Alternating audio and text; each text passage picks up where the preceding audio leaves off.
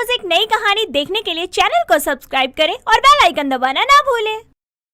सरला बहुत ही गरीब थी और पति के जाने के बाद उसने अपने 5 बेटों और 1 बेटी की परवरिश बहुत मेहनत से की थी और एक एक पैसा जोड़कर अपनी बड़ी बेटी की शादी एक अच्छे परिवार में करने के बाद धीरे धीरे एक एक करके अपने बेटों की भी शादी कर दी थी। लेकिन 5 बहुओं की सास बनने के बाद भी उसकी जिंदगी में कोई बदलाव नहीं आया, क्योंकि 5 बहुएं अपनी गृहस्थी में मगन थी। एक दिन उसकी बड़ी बहू पड़ोस से 1 कटोरी बर्फ लिए घर आती है तो सरला कहती है, अरे बहू, ये बर्फ कहाँ से ले आई? पड़ोस वाली कमो आंटी से। अब इतनी गर्मी हो रही है माँ जी, पानी इतना गर्म हो जाता है कि गले से नीचे ही नहीं उतरता। कोई नहीं बहू, जैसे ही कुछ पैसे आ जाएंगे 5 भाई मिलकर एक कम दाम वाला फ्रिज ले लेंगे। अभी मेरे लिए भी 1 गिलास नींबू पानी बना दे। ओहो माँ जी, जैसे तैसे तो मैंने आधा नींबू बचाया है उस रूपी से, वो भी अभी आपको पानी में घोलकर दे दूं क्या? सादा पानी पी लो। इतना कहकर वो रसोई में जा ही रही होती है कि तभी वहाँ अपने चेहरे पर बेसन का लेप लगाए उसकी तीसरी बहू रूपी आती है और साथ ही मार्केट से उसकी सबसे छोटी बहू रिंकी खरीदारी करके आती है और रूपी कहती है, कहो जीजी, तो नींबू छुपा कर आप रखी हो, हम तो ढूंढ ढूंढ कर परेशान हो रहे थे। अरे बहू, ये क्या लगाए घूम रही है चेहरे पर? ये तो हम अपना रूप निखारने के लिए बेसन का पैकवा लगाए हैं। अरे बहू, खाने पीने की चीजों को ऐसे चेहरे पर लगाकर बर्बाद क्यों करती है? इस गरीबी में मुश्किल से तो कभी कभी पकोड़े भजिया खाने के लिए आधा किलो बेसन आता है, उसे भी तो ऐसे बर्बाद करेगी तो कैसे चलेगा? अरे माँ जी, अभी गरीबी के चक्कर में रूप निखार पर ध्यान नहीं देगा।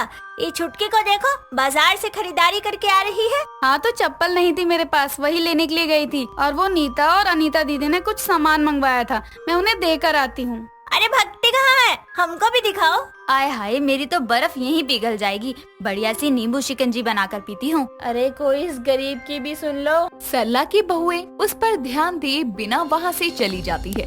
सरला की बहुएं उस पर ज्यादा ध्यान नहीं देती थी और उनमें से 2 बहुएं उससे ज्यादा बोलना भी जरूरी नहीं समझती थी। 5 बेटों और बहुओं के होने के बाद भी सरला खुद के लिए कभी नई साड़ी तक नहीं खरीद पाती थी।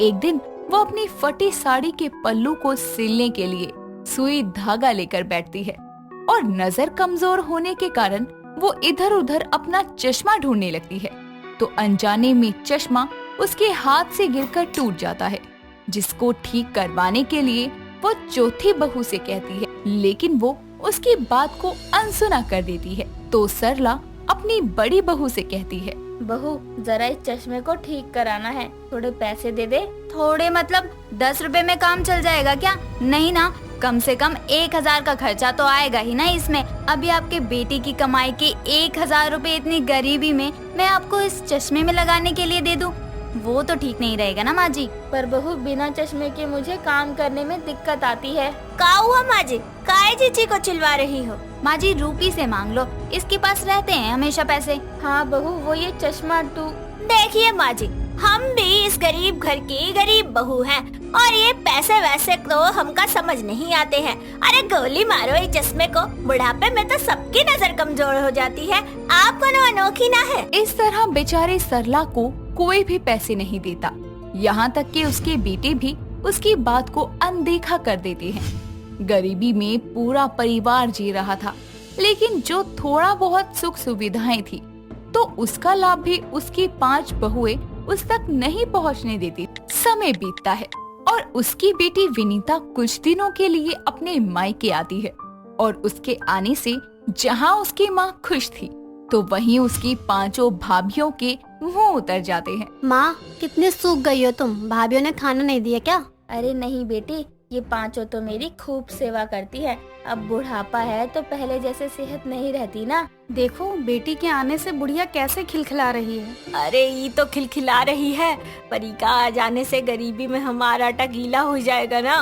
सही कह रही है रूपी, वैसे भी इस छोटे से घर में इतने लोग ठुसे पड़े हैं, अभी इसको कहाँ रखेंगे?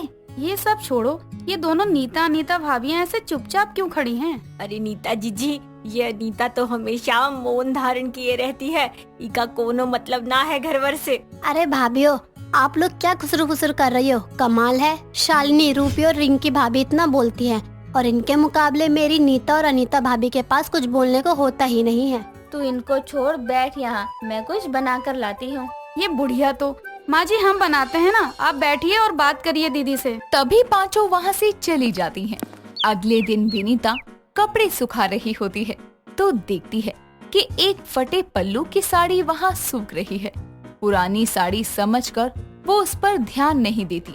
शाम को जब वो रसोई में जा रही होती है तो देखती है कि वही फटी साड़ी उसकी माँ ने डाली है, जिसे देखकर वो कहती है, माँ तुम नई साड़ी क्यों नहीं खरीद लेती? देखो तो इसका पल्लू फट गया है। अरे हाँ, पल्लू फट गया, मैंने ध्यान नहीं दिया होगा। और वैसे भी क्या फर्क पड़ता है, मुझे कौन सा कहीं जाना आना होता है। फिर भी माँ, माना गरीब है लेकिन इतने भी नहीं कि फटे कपड़े पहन कर घूमो आप।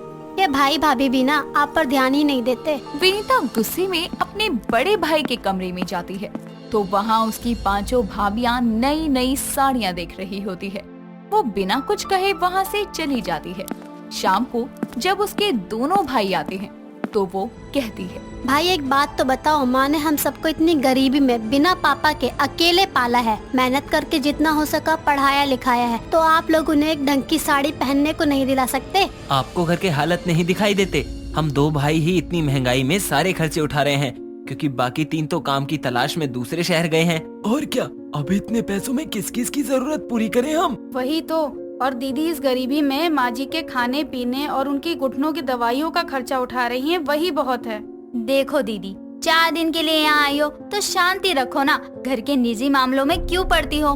माँ जी अब गरीबी की मार तो सब झेल रहे हैं ना, माँ जी कोई अनोखी तो नहीं है। अच्छा, मेरी गरीब माँ अनोखी नहीं है, लेकिन आप पांचों बहू बहुत अनोखी हो जो गरीबी में हर महीने 2-4 साड़ियाँ खरीदती हो, लेकिन माँ का फटी साड़ी पहनना आपको नजर नहीं आता। अरे विनीता शांत हो जा, मुझ गरीब की किस्मत ही यही है। वैसे भी अब तो आदत हो गई है, तो शांत हो जा। सही कह रही हो, जिस माँ के नसीब में इन जैसी 5 बहुएं होंगी वो तो जिंदगी भर गरीब रहेगी। आप कुछ ज्यादा ही नहीं कह रही दीदी? कह नहीं रही, सुना रही हूँ भाभी। और आप लोगों से अगर माँ की देखभाल नहीं होती है तो मैं अपने साथ माँ को ले जाऊंगी। ये क्या कह रही हो दीदी? अभी बेटो बहू के होते माँ तुम्हारे साथ क्यों रहेंगी? ये तो आप लोगों को सोचना चाहिए कि मेरी ऐसे कहने की नौबत ही क्यों आ रही है। चलो माँ, अब से तुम मेरी जिम्मेदारी हो। इतना कहकर विनीता सरला का हाथ पकड़ वहाँ से जाने लगती है तो उसके भाइयों को एहसास होता है कि सच में आज तक उन्होंने अपनी माँ को कोई खुशी नहीं दी और ना ही उसकी ओर कभी ध्यान दिया। तो वो विनीता को रोकते हुए उससे माफी मांगते हैं और सरला को जाने से रोकते हैं। भाई, मुझे आप लोगों से नहीं, माँ की 5 बहुओं से ये आश्वासन चाहिए कि माँ की देखभाल में कभी कोई कमी नहीं होगी। हाँ हाँ, क्यों नहीं? तुम सब चुप क्यों हो? बोलती क्यों नहीं? हम वादा करते हैं माँ जी की दिल से सेवा करेंगे। दिल से सेवा करेंगे। ये सुनकर सरला की आंखों में आंसू आ जाते हैं और वो अपनी बेटी को गले से लगा लेती है। आसिमा अपने ससुराल में सभी का ख्याल अच्छे से रखा करती थी, लेकिन उसकी सिर्फ एक कमी थी, जिसकी वजह से उसकी सास ज्योति उससे बड़ी परेशान रहती थी। वो आसिमा को डांटते हुए बोलती है, तेरे अंदर दिमाग नाम की चीज है या नहीं? तुझे कितनी बार कहा है कि घर खर्च के लिए पैसे अलग रखा कर और अपने खर्च के पैसे अलग रखा कर, जिससे पैसों का हिसाब कभी भी इधर उधर नहीं होगा। माँ जी, मैंने पैसे संभाल कर रखे थे, लेकिन अभी कहाँ गायब हो गए मुझे नहीं पता। पूरे घर में ढूंढ लिए ना अच्छे से? हाँ माँ जी, मैंने बेडरूम से लेकर वॉशरूम तक सब चेक कर लिया। हे भगवान, वॉशरूम में कौन पैसे रखता है जो तू वहाँ चेक करने गई थी? वो माँ जी, कभी कभी मैं ही रख दिया करती थी। तेरे जैसी लापरवाह इंसान मैंने आज तक नहीं देखी। पता नहीं तेरी माँ तुझे कैसे झेलती होगी। सॉरी माँ जी, मैं एक बार फिर से अपने कमरे में चेक कर लेती हूँ। यार, ये इस बात को यहीं क्यों नहीं खत्म कर देती? मैंने तो वो पैसे अपने खर्चों में लुटा दिए। अब मैं सच्चाई कैसे बताऊं? अगर बता दिया तो ये बुढ़िया मुझे घर से निकाल फेंकेगी। अब यहाँ खड़ी खड़ी क्या सोच रही है? जा ढूंढ उन पैसों को। हाँ हाँ, जाती हूँ। आसिमा इतना कहकर वहाँ से चली जाती है और अपने कमरे में बैठकर सोचने लगती है। उसे कुछ देर बाद एक तरकीब सोचती है और वो खुद से बोलती है। आइडिया, एक काम करती हूँ, मैं सासू माँ को बोल देती हूँ कि सरिता आंटी ने मुझसे पैसे लिए थे, उन्होंने मुझे 3 महीने बाद लौटाने की बात कही थी और ये बात बताना मैं आपको भूल गई थी। हाँ, ऐसा कहना ही ठीक रहेगा, ऐसे माँ जी का शक भी दूर हो जाएगा और मुझे छुटकारा भी मिल जाएगा। फिर 3 महीने में जैसे तैसे करके मैं माँ जी को पैसे लौटा दूंगी। इतना सोचकर वो फटाफट ज्योति के कमरे में जाती है और झूठ बोलते हुए कहती है, माँ जी, मैं आपको बताना ही भूल गई कि मैंने वो पैसे सरिता आंटी को दिए हैं। उन्होंने मुझे 3 महीने बाद वापस लौटाने को कहा था। लेकिन सरिता तो यहाँ से घर खाली करके 4 महीने पहले ही जा चुकी है। तूने उसे कब पैसे दे दिए? अगर घर में आई होती तो मुझसे जरूर मिलकर जाती, और वो भला तुझसे पैसे क्यों मांगने लगी? सहेली मेरी, लेना देना मुझसे है उसका, तेरे पास कब से उधारी के लिए आने लगी वो? धत तेरी की, फंस गई अपने ही जाल में। अब कौन सा झूठ बोलूं? जल्दी कर, नहीं तो बुरी तरह लपेटे में आ जाएगी। अरे बोल ना, क्यों झूठ पकड़ा गया ना तेरा? नहीं नहीं माँ जी, झूठ कैसा? मैंने फिर किसी और को दिए होंगे पैसे, लेकिन किसे दिए वो याद नहीं। बस कर तू, झूठ बोलने की भी हद होती है, लेकिन तूने तो वो भी पार कर दी है। रुक तू, शाम तक आने दे तेरे पति को, सब बताती हूँ आज मैं उसे। हाँ हाँ, बता देना, मैं नहीं डरती। अब आपको जब पता ही चल गया है तो शायद अब मुझे डरने की कोई जरूरत भी नहीं है। मैं बचपन से ही बहुत खर्चीली हूँ। मेरे माँ बाप ने मुझे किसी भी चीज की कमी महसूस नहीं होने दी और मुझे यहाँ अपने खर्चों के लिए झूठ बोलना पड़ रहा है। अच्छा, तेरे मुंह में जुबान भी है? मुझे तो इस बात की खबर ही नहीं थी। हाँ माँ जी, लेकिन आज से मैं अपने खर्चों के लिए कोई भी कॉम्प्रोमाइज नहीं करूँगी। इतना बोलकर आसिमा वहाँ से चली जाती है। शाम होने पर जब आसिमा का पति बबलू ऑफिस से घर आता है तो उसके घर पहुँचते ही ज्योति उसके पास आकर बरसते हुए बोलती है, पहले तो सिर्फ टाल मटोली खेला करती थी, लेकिन अब तो झूठ भी बोलना शुरू कर दिया है। एक तो पहले पैसे चुरा कर खा गई और अब सीना जोरी भी कर रही है। कहती है कि मेरे घर वाले मुझे किसी चीज की कमी महसूस नहीं होने देते, हम तो जैसे इसे नौकरानी बना कर रखते हैं ना।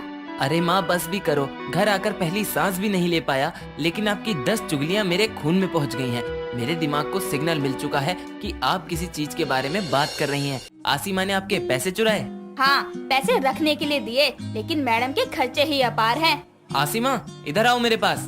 बबलू की गुस्से भरी आवाज सुनकर आसिमा जल्दी से उसके पास आती है।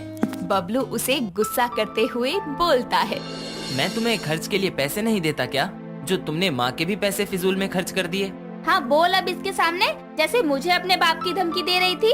देखिए सासू माँ, पहली बात तो ये कि मैंने आपको धमकी नहीं दी थी, बस मैंने ये बताया था कि मेरे खर्चे के लिए पैसे कम पड़ गए थे तो मैंने आपके पैसे अपने खर्च में लगा दिए। इसमें मैंने गलत ही क्या किया?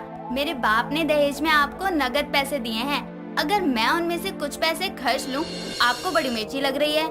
देखो आसिमा, तुम मेरी माँ से ऐसे बात नहीं कर सकती, और हाँ, आज से ही तुम अपना खर्चा खुद निकालोगी, समझ आई बात? अब इसके लिए जो करो, लेकिन घर के पैसे को तुम हाथ भी नहीं लगाओगी। ठीक है, फिर कोई ऑब्जेक्शन मत करना आगे चलकर। इतना बोलकर आसिमा वहाँ से चली जाती है और धीरे धीरे अपने मायके से लाया सारा सामान OLX पर बेचना शुरू कर देती है। कभी वो पुराना टीवी बेच देती तो कभी टेबल को ही बेच देती और अपना जेब खर्च निकाला करती। ज्योति घर के सामान को गायब होता देखकर उससे बोलती है, धीरे धीरे घर का सारा सामान गायब होता जा रहा है, ये बहू आखिर क्या करके मानेगी? ये सब सामान मेरे मायके से दहेज में आया था, मेरे पापा के पैसों से, तो मैं इन्हें बेचकर अपनी जरूरतों के लिए खर्च निकाल रही हूँ। अब तो मैं आप लोगों से पैसे मांगने नहीं आ रही, फिर आपको क्या तकलीफ हो गई? वाह वाह, तू तो इस घर के साथ साथ अपने पति और मुझे भी बेच देगी, लेकिन उससे भी तेरा खर्चा कभी पूरा नहीं होगा। जरूरत पड़ी तो ऐसा भी कर दूंगी मैं। वैसे आजकल मेरे हाथों से पैसा खर्च ना हो ऐसा कोई दिन नहीं बीत रहा।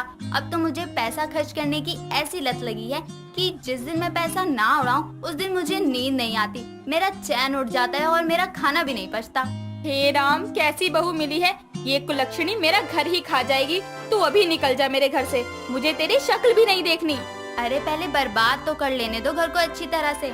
तू निकलती है या नहीं? वैसे मैं सोच रही हूँ कि इस घर को बेच ही दूं और जिंदगी भर उन पैसों से मौज लूं। आहा, क्या मजा होगा जिंदगी में, एक अलग ही रौनक होगी।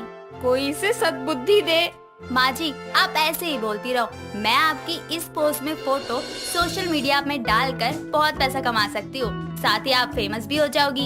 इतना सुनकर ज्योति अपने घर पर ताला लगाकर तिजोरी में रखे सभी गहने, पैसे और प्रॉपर्टी के पेपर्स निकालकर बबलू को लिए अपने मायके चली जाती है।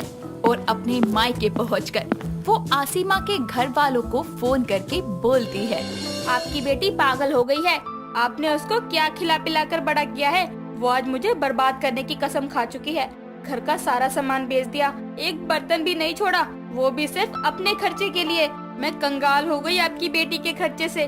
मैं और आपका दामाद उसके खर्चे की डर से मेरे मायके में ठहरे हैं। कृपया करके आप उसे ले जाइए। ज्योति की सारी बातें सुनकर आसिमा का पिता बोलता है, देखिए समधन जी, हमने इसी डर की वजह से उसे आपके यहाँ बहू के रूप में विदा किया था। हम भी लुट चुके होते।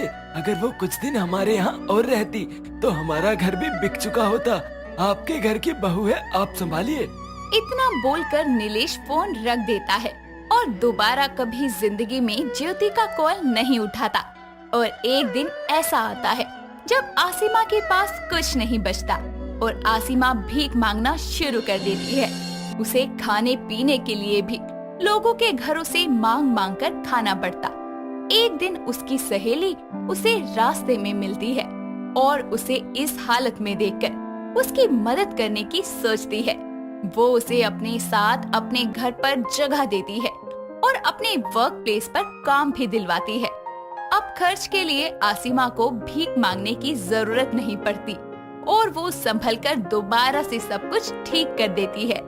दोस्तों, अगर आपको ये कहानी पसंद आई तो इसे लाइक करें, शेयर करें और कमेंट करके बताएं कि कहानी में आपको सबसे अच्छा क्या लगा।